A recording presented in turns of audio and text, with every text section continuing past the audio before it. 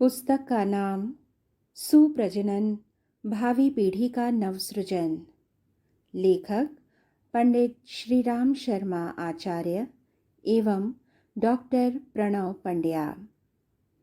Audio number 1। उज्ज्वल भविष्य सुसंततियों पर निर्भर। जो कुछ किया जाता है वह सारे का सारा मात्र आज की आवश्यकताएं पूरी करने के लिए ही नहीं होता, उसे भविष्य को ध्यान में रखते हुए भी किया जाता है।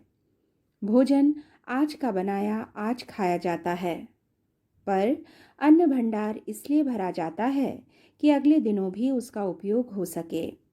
महत्वपूर्ण योजनाएं इसी दृष्टि से बनती हैं। रहने के मकान इसी दृष्टि से बनते हैं कि उनमें बुढ़ापा कट सके और संतान को भी उनमें रहने का अवसर मिल सके। राष्ट्रीय प्रगति की विविध योजनाएं न केवल आज का समाधान रखते हुए बनती हैं, वरन उनके पीछे उज्जवल भविष्य की संरचना को भी ध्यान में रखा जाता है। युगांतरीय चेतना का प्रेरणा प्रवाह भी इसी प्रयोजन के लिए है कि अगले दिनों की व्यवस्था, प्रगति, समृद्धि का क्रमिक विकास चल पड़े। भविष्य निर्माण की समस्त योजनाओं में मूर्धन्य यह है कि भावी पीढ़ियों का स्तर कैसा हो, उसी के ऊपर समस्त संभावनाएं निर्भर हैं। मात्र संपत्ति भर की बात सोचने से काम नहीं चलेगा। साधन जुटा देना पर्याप्त नहीं। महत्वपूर्ण बात स्तर की है। किसी देश का क्षेत्रफल, जनसंख्या, प्रकृति संपदा, उद्योग, साज सज्जा आदि के आधार पर उसकी सही गरिमा का मूल्यांकन नहीं हो सकता। ये सभी साधन ऐसे हैं जो तनिक सी प्रतिकूलता उत्पन्न होने पर देखते देखते धराशायी हो सकते हैं। स्थायी और सच्चा बल वैभव सुदृढ़ व्यक्तित्व पर निर्भर है। वे जहाँ जितनी संख्या में जिस स्तर के होंगे, वहाँ समर्थता और संपदा उसी अनुपात से विकसित होती चलेगी। नागरिकों का स्तर गया गुजरा रहे तो साधन संपदा भर से उज्जवल भविष्य की आशा नहीं की जा सकती। रावण की लंका में धन बल, जन बल, शस्त्र बल और कौशल की कुछ भी कमी नहीं थी, किंतु व्यक्तित्व का स्तर निकृष्ट रहने के कारण वह समूचा वैभव नष्ट भ्रष्ट हो गया। निवासियों को असीम त्रास सहने पड़े और वे अपने संपर्क क्षेत्र में भी अनीति, अशांति का माहौल बनाते रहे, दूसरों को दुखी करते रहे और स्वयं भी दुखी होते रहे। इसे कहते हैं व्यक्तित्व की गिरावट। अब से कई वर्ष पूर्व अपने देश में महान व्यक्तित्वों का बाहुल्य था। तिलक युग, गांधी युग पर दृष्टिपात करते हैं तो भारतीय आकाश पर उज्जवल नक्षत्र चमकते दिखते हैं। उन दिनों महामानवों की भरमार थी।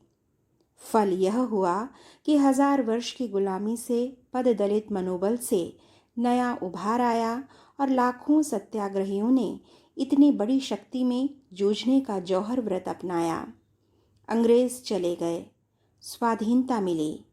इसे योजनाओं की, साधनों की नहीं, वरन समुन्नत व्यक्तित्वों की प्रखरता का प्रतिफल कहा जाएगा।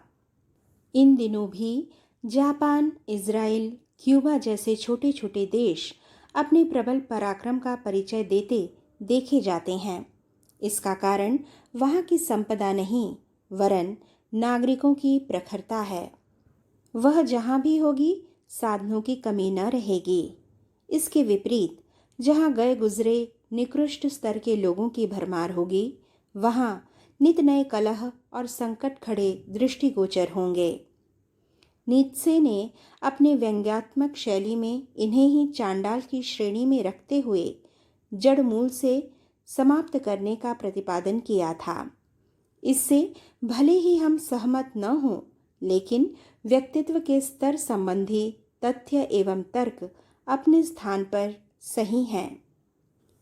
मनुष्य यदि सच्चे अर्थों में मनुष्य हो तो वह इतना शक्तिशाली सिद्ध होता है कि उस पर विशाल शस्त्रागार और रत्न भंडार निछावर किए जा सकें। ऐसे लोग अपने पुरुषार्थों से कठिन परिस्थितियों में भी समुचित वैभव उपार्जित कर लेते हैं। कम पड़े तो भी मितवाद का जो है उसी का भाव भरा वितरण करके सुख सौभाग्य का हंसता हंसाता वातावरण बना लेते हैं। अस्तु, यदि उज्जवल भविष्य की संरचना वस्तुतः अभीष्ट ही हो तो इसके लिए भावी पीढ़ी के स्तर को ऊंचा उठाने की दूरगामी योजना बननी और गंभीरतापूर्वक क्रियान्वित होनी चाहिए। इस एक ही प्रसंग की उपेक्षा किए जाने पर वे सभी दिवास्वप्न निरर्थक सिद्ध होंगे जिनमें साधनों की बहुलता के आधार पर भावी समृद्धि एवं प्रगति के मनुष्य में देवत्व तथा धरती पर स्वर्ग के अवतरण की आशा की गई है। कुपात्रों के जो हाथ में है उसे भी उजाड़ देते हैं और सपात्रों के हाथ खाली हो तो भी वे उन्हें अपना पसीना मोती बनाकर इंद्र कुबेर जैसी विभूतियों से भर लेते हैं। भावी पीढ़ियों के निर्माण के लिए क्या किया जाए, यह विचारने से पूर्व यह सोचना होगा कि वर्तमान जनक और जननियों को क्या सिखाया और कराया जाए जिससे वे सुप्रजनन के उत्तरदायित्व का सही निर्वाह कर सकें। ऊसर भूमि में कुछ भी बोया जाए, कैसी ही सिंचाई सुरक्षा का प्रबंध किया जाए, कुछ काम बनेगा नहीं, क्योंकि जब भूमि ही किसी की नहीं और बीज भी घुना हुआ है तो उसमें उगेगा ही क्या, और जो उगेगा उसका संतोषजनक परिणाम कैसे दृष्टिगोचर होगा। बच्चों का शारीरिक विकास आहार विहार एवं जलवायु पर निर्भर रहता है। शिक्षण के आधार पर उन्हें क्रिया कुशल संपन्न भी बनाया जा सकता है। सामान्यतया इतना कर पाना ही अभिभावकों के लिए संभव होता है। इतने पर भी व्यक्तित्वों की प्रखरता के संबंध में यह तथ्य अनिर्णित ही रह जाता है कि उन्हें सद्गुणी एवं प्रामाणिक कैसे बनाया जाए। इस संदर्भ में अधिक से अधिक इतना ही कहा या किया जा सकता है कि पारिवारिक वातावरण में सज्जनता एवं सुव्यवस्था का समावेश रखा जाए ताकि उसका प्रभाव ग्रहण करके कच्ची आयु की कच्ची मिट्टी को उपयोगी ढांचे में ढलने का अवसर मिले। अच्छे स्कूलों में भर्ती करने को, अच्छे अध्यापकों को सुयोग बिठाने की बात सारगर्भित है। इन सब प्रसंगों के संबंध में बाल विकास में रुचि रखने वाले बहुत कुछ कहते करते भी रहे हैं और उस व्यवस्था का परिणाम भी कुछ न कुछ हितकर ही होता है। इतने पर भी एक रहस्य जहाँ का तहाँ ही बना रहता है कि बालकों में जन्मजात प्रतिभा की स्थापना कैसे हो जो परिस्थितियों की परवाह न करके उल्टी दिशा में चलती है।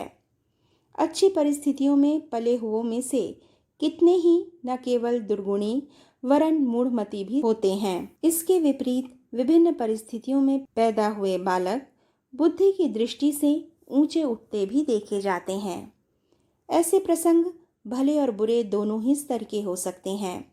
बुरे परिवारों में अच्छे व्यक्तित्व उभरने पर कीचड़ में कमल की उपमा दी जाती है और श्रेष्ठ घरों में हे संतान जन्मने पर उत्तम कुल पुलस्ती करनाती कहे जाने वाले रावण कुंभकर्ण बनते देखे गए हैं।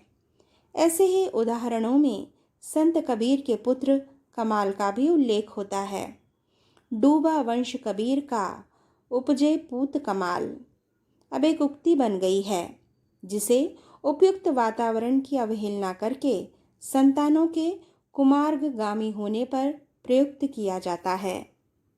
इस संबंध में विभिन्न कारणों के प्रस्तुतिकरण में अधिक वजनदार वह प्रतिपादन है जिसमें वंशानुक्रम की परिणति का महत्व बताया जाता है। पूर्वजों की अनेक पीढ़ियों का प्रभाव रजवीर्य के साथ गुथा रहता है।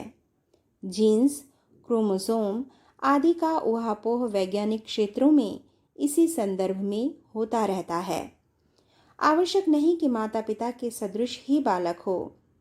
कई पीढ़ी पूर्व का मातृ परंपरा या पितृ परंपरा के साथ जुड़े हुए विशेष तथ्य अपना काम करते रहते हैं और बहुत समय तक दबे रहने पर भी जब अनुकूल परिस्थिति पाकर उभरते हैं तो उनके विशेष प्रभाव परिणाम भी संतानों में दृष्टिगोचर होते हैं। यह भले भी हो सकते हैं और बुरे भी, पर उनका बहुत कुछ आधार वंशधरों की विशिष्टता पर ही निर्भर रहता है। सामान्य स्वभाव और निर्वाह वाले व्यक्तियों की संतानें भी सामान्य स्तर की गुजर बसर करती देखी गई हैं, पर जिनमें प्रतिभा होती है उनकी पीढ़ियों में से कुछ ऐसे असाधारण तत्व पाए जाते हैं जिनमें परिवार स्तर की अवहेलना करके ऐसी संतानें जन्में जिन्हें भले या बुरे स्तर की विशिष्ट कहा जा सके। वंशानुक्रम विज्ञान पर इन दिनों बहुत गहरी खोजें हुई हैं और पाया गया है कि सुप्रजनन के लिए जन्मदाताओं का सुसंस्कारी होना आवश्यक है। जिस प्रकार माता पिता के रंग रूप से मिलता जुलता शरीर बालकों का होता है, उसी प्रकार उनकी प्रतिभा एवं आदत में भी ऐसा ही साम्य पाया जाता है। विशेषतया गर्भ स्थापना के दिनों उनकी जैसी मनस्थिति रही होती है, उसकी छाप संतान पर विशेष रूप से देखी गई है। शारीरिक मानसिक रोगों के बारे में यह तथ्य बहुत पहले ही स्वीकारा जा चुका है। इसके समर्थन में अगणित प्रमाण सर्वत्र देखने को मिलते हैं। श्वास, रक्त विकार, कुष्ठ, उन्माद आदि से ग्रसित अभिभावकों की संतानें आरंभ में न सही, बड़े होने पर उन रोगों की शिकार अकारण ही हो जाती है। कई परिवारों में अल्पायु या दीर्घायु होने का सिलसिला पीढ़ियों तक चलता रहता है। कईयों में दांत जल्दी गिरने या देर तक स्थिर रहने की परंपरा चलती रहती है।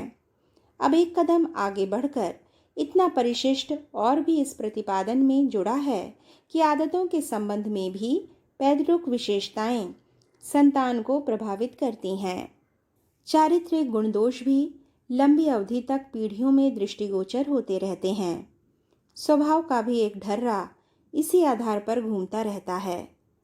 राजपूतों में साहसिकता और ब्राह्मणों में नम्रता की विशेषता अनायास ही पाई जाती है।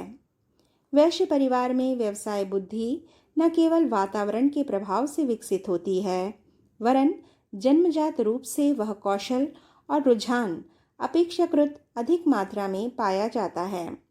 इन दिनों हर क्षेत्र में उत्कृष्टता संवर्धन की आवश्यकता अनुभव की जा रही है। साधन सामग्री से लेकर चिकित्सा, सुरक्षा आदि के सभी क्षेत्र में अधिक उत्तम को जुटाया जाता है। कपड़े और फैशन में, द्रुतगामी वाहनों के उपयोग में, विनोद मनोरंजनों में अब घटिया का तिरस्कार होता है और बढ़िया की ढूंढ खोज चलती है, भले ही वह महंगी क्यों ना पड़े। भावी पीढ़ियों को अधिक प्रतिभावान, सुयोग्य, समुन्नत बनाने में भी यह सुरुचि काम करती है। लोग अपनी अपनी संतानों को सजाने में ही नहीं, समुन्नत बनाने में भी रुचि लेते हैं। इसके लिए कुछ कृपणों या असमर्थों को छोड़कर प्रत्येक अभिभावक अपनी क्षमता के अनुरूप प्रयत्न भी करता है। बात बढ़कर समाज के मूर्धन्यों की दृष्टि में भी जमी है और राष्ट्रों के कर्णधार सोचते हैं कि उनके नागरिक अधिक समर्थ एवं सुयोग्य हों, उनकी प्रतिभा से सर्वतोमुखी प्रगति का लाभ मिले। साथ ही यह भी सोचा जाता है कि शारीरिक मानसिक दृष्टि से असमर्थों, अविकसितों, खंडित व्यक्तित्वों का उत्पादन रोका जाए। बुरी आदतों और विकृत मनोभावों वाले व्यक्ति न केवल अपने लिए ही वरन संबद्ध लोगों के लिए भी संकट उत्पन्न करते हैं। उनके कुकृत्यों द्वारा समूचे समाज को क्षति पहुंचती है। इसलिए जिस प्रकार अपराधियों की, आक्रमणकारी आतंकवादियों की रोकथाम की जाती है, उसी प्रकार कुप्रजनन पर भी प्रतिबंध लगाया जाए।